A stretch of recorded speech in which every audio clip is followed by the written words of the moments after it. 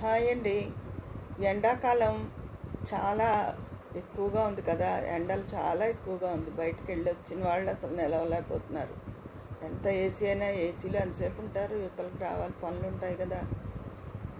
ఈ ఎండాకాలం వాళ్ళకి షుగర్ కొంచెం పెరుగుతుందిటండి, జాగ్రత్తగా ఉండాలి వాళ్ళు.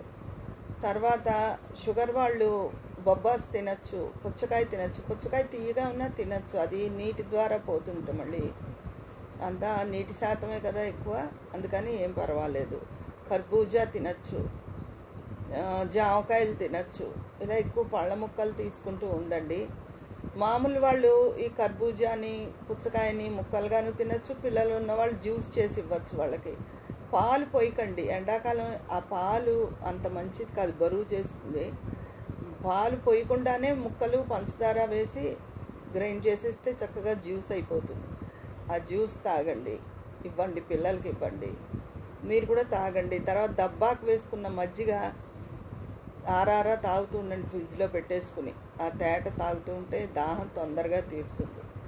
ఇవన్నీ మీకు తెలియనివని కాదు, ఊరికే నేను చెప్తున్నాను అంతే. నాకు తెలిసినవి కూడా ఇంకా ఎవరైనా తెలియని పిల్లలు ఉంటే వాళ్ళకి చెప్దామని ఉద్దేశంతో చెప్తున్నాను. అది సంగతి.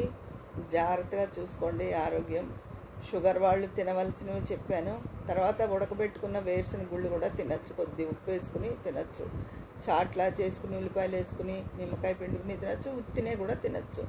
ఉడకబెట్టినవి, వేయించినవి వాటికన్నా ఉడకబెట్టినవి షుగర్ వాళ్ళకి ఎక్కువ మంచిది. వేరుశనగ గుళ్ళు చెడు కొలెస్ట్రాల్ కూడా పోతుంది, మామూలు వాళ్ళు ఎవరికైనా సరే అవి చాలా మంచిది.